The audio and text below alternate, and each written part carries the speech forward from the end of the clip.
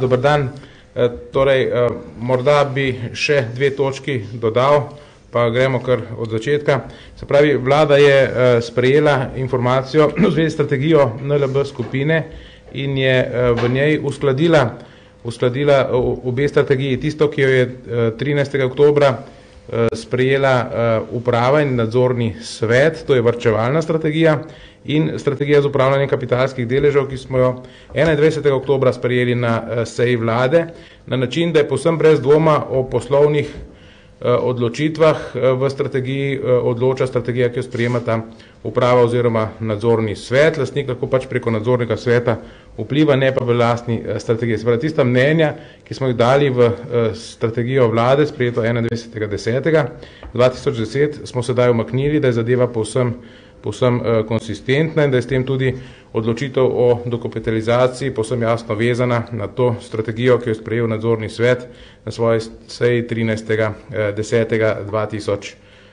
S tem štejemo, da so izpolnjeni pogoji in da bo ta dokapitalizacija v višini 250 milijonov evrov lahko stekla. Pričakujemo tudi dokapitalizacijo NKBM-a na začetku naslednjega leta za doseganje večjih razvojnih ciljev, kar bo dalo dodaten impuls delovanju finančnega sistema na Slovenskem.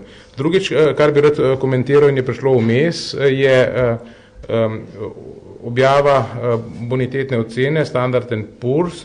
Tukaj moramo ugotoviti, da je ta ocena ostaja sicer dvojni A+, vendar so spremenjeni obeti so spremenjeni, sedaj niso več stabilni, kot so bili prej dolgo časa, kažejo na negativno smer.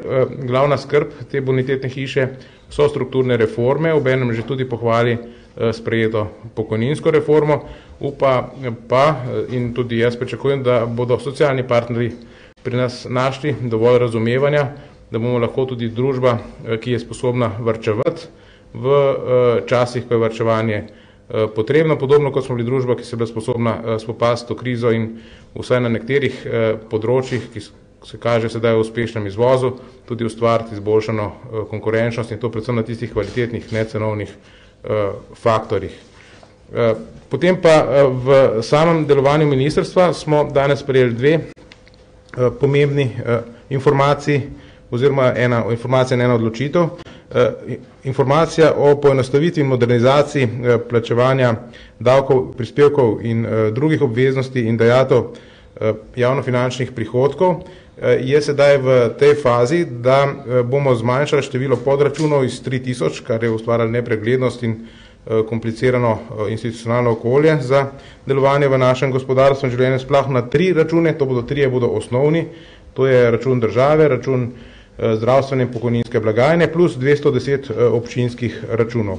V ta namen je sedaj že veljaven nov pravilnik o podračunih in načinih plačevanja javnofinančnih dajatev in v službo vlade za zakonodajo, se pravi v postopku je še vedno in v usklajevanju s to službo pravilnik o upravljanju nalog uprave za javna plačila. Ko bosta te dva pravilnika sprejeta in ko bo davčna uprava vzpostavila nov informacijski sistem, to pa je zdaj naloga, ki že poteka in 1. julija naslednje leto ne bo to steklo, se bo bistveno poenostavilo plačevanje davkov in drugih prispevkov javnofinančne narave.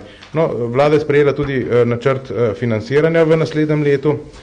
V naslednjem letu bomo imeli 990 milijonov evrov odplačil glavnice in ostalih akcij pa predvidevamo bo toliko na kapitalskem trgu, da bomo se zadolžili za 2 milijardi 900. Nekaj stroškov tudi za financiranje obresti, glavnice in primanjkljaja je že pokritih s predfinanciranjem, nekaj se nam obeta oziroma pričakujemo, da bomo morda s predfinanciranjem izboljšali ročno strukturo financiranja tudi za v prihodnje.